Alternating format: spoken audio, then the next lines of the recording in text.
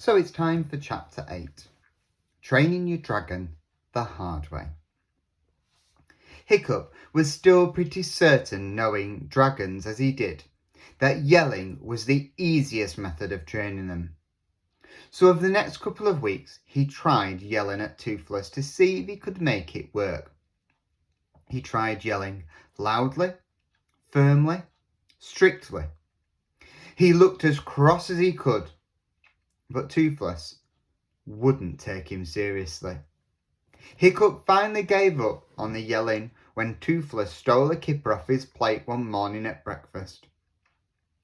Hiccup let out his most fierce and frightening yell, and Toothless just gave him a wicked look and knocked everything else onto the floor with one swipe of his tail. That was it with the yelling, as far as Hiccup was concerned. "Okay then," said Hiccup, "I'm going to the other extreme." So he was as nice to Toothless as he possibly could be. He gave Toothless the comfiest bit of the bed, and then lay dangerously balanced on the edge of it himself. He fed him as much kipper and lobster as he wanted.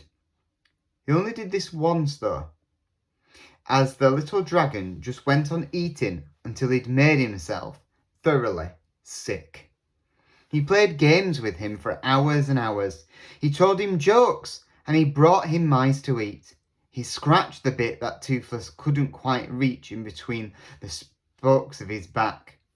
He made that dragon's life as close to dragon heaven as he possibly could. By mid-February, the winter was coming to an end on Berk, and the snowy season had turned into the rainy season. It was the kind of weather where your clothes never got dry, no matter what. Hiccup would hang up his sodden tunic on a chair in front of the fire before going to bed at night, and in the morning it would still be wet. Warm and wet, rather than cold and wet. But wet nonetheless. The ground all around the village had turned into knee-deep mud. "What in Warden's name are you doing?" asked Fishlegs when he came across Hiccup digging a large hole just outside the house. "Building a mud wallow for Toothless," panted Hiccup. You spoil that dragon, you really do," said Fishlegs, shaking his head. "It's psychology, you see," said Hiccup. "It's clever and it's subtle, not like that caveman yelling you're doing with Horror Cow." Fishlegs had named his dragon Horror Cow. The horror bit was to make the poor creature at least sound a bit frightening. The cow bit was because for a dragon, she really was remarkably like a cow. She was a large, peaceful brown creature with an easygoing nature. Fishlegs suspected she might even be vegetarian. "I'm always catching her nibbling at the woodwork," he complained. "Blood, Horror Cow, blood. That's what you should want." Nonetheless, maybe Fishlegs was a better yeller than Hiccup, or maybe Horror Cow was a lazier and more obliging character than Toothless. But Horror Cow was proving very easy to train by the yelling method. "Okay, Toothless, it's ready," said Hiccup. "Get yourself a good wallow." Toothless stopped trying to catch voles and leapt into the mud. He rolled over and over in the oozy gunge, spreading out his wings and squirming happily. "I'm bonding with him," said Hiccup, "so he'll want to do what I say." "Hiccup," said Fishlegs, as Toothless sucked up a good mouthful of mud and spat it out straight into Hiccup's face. "I may not know much about dragons, but I do know they are the most selfish creatures on earth. No dragon is ever going to do what you want out of gratitude. Dragons do not know what gratitude is. Give up. This will never work." The thing about us dragons, said Toothless helpfully, is we're survivors. We're not like soppy cats or dumb dogs falling in love with their masters and yucky things like that. Only reason we ever do what a man wants is because he's bigger than us and gives us food. What's he saying? Asked Fishlegs. Pretty much what you're saying, said Hiccup. Never trust a dragon, said Toothless. Cheerfully hopping out of the wallow and helping himself to one of the winkles that Hiccup had found for him. Toothless was particularly fond of winkles. Just like picking your nose, he said. That's what my mother taught me in the nest, and she should know. Hiccup sighed. It was true. Toothless was cute to look at, and very good company, if a little demanding. However, you only had to look into his big, innocent, heavily lashed eyes to realise that he was totally without morals. The eyes were ancient, the eyes of a killer.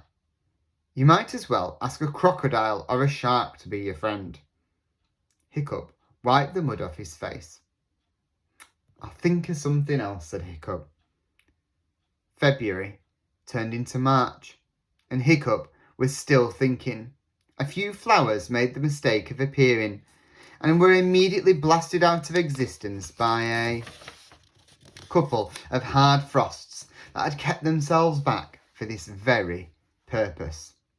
Fishlegs could now get Horikaw to go and stay on command. Hiccup was still struggling to teach Toothless the basics of toilet training. No pooing in the kitchen, said Hiccup for the 100th time, carrying Toothless outside after yet another accident. Is warmer in the kitchen, whined Toothless. But poos go outside. You know that, said Hiccup at the end of his tether. Toothless promptly pooed all over Hiccup's hands and down his tunic. He's outside! He's outside! He's outside! Crowed Toothless. As this inopportune moment, Snotlout and Dog's Breath came sauntering past Stoic's house on the way back from the beach, their dragons on their shoulders. Well, well, well, sneered Snotlout. If it isn't the useless covered in dragon poo, it actually quite suits you. Ha ha ha, snorted Dog's Breath. That's not a dragon, jeered Sea Slug, Dog's Breath's dragon, who was an ugly great gonicle with a pug nose and a mean temper. That's a newt with wings. That's not a dragon, scoffed Fireworm, Snotlout's dragon, who was as big a bully as her master. That's an ickle newborn bunny wabbit with a pathetic poo problem. Toothless gave a gasp of fury. Snotlout showed Hiccup the immense heap of fish that he had wrapped up in his cloak. Look at that, Fireworm! And Sea Slug caught down at the beach. And it only took a couple of hours. Fireworm coughed, flexed a shining muscle or two, and looked at her claws in fake modesty. Oh, please, she drawled. I wasn't even concentrating. If I was trying, I could do it in 10 minutes, with one wing tied behind my back. Excuse me while I throw up, muttered Toothless to Horikaw, who was regarding Fireworm with a disapproval in her big brown eyes. We reckon Fireworm could be a bit of a hunting legend, grinned Snotlout. I hear that Horikaw is partial to carrots. Has the Toothless wonder got the nerve to attack a vegetable? Carrots are a bit crunchy, but perhaps he could manage the odd squish cucumber. You could give it to him for a straw, perhaps. Ha ha ha ha! Dog's Breath laughed so hard that snot came snorting out of his nose. "Careful, Dog's Breath," said Fishlegs politely. "Your brains are coming out." Dog's Breath bashed him hard, and the two boys swaggered off, Fireworm making a lunge at Toothless that nearly took his eye out as he went past. As soon as they were safely out of earshot, Toothless jumped out of Hiccup's arms and coughed out sheets of flame in a menacing manner. "Bullies! Yellow bellies! Come closer and Toothless'll fry you to a frazzle. Toothless'll drag out your guts and play 'em on a harp. Toothless'll... Well, you just better not come any closer, that's all." "Oh, very brave, Toothless," said Hiccup sarcastically. "If you shout louder, they might even hear you." And that's the end of chapter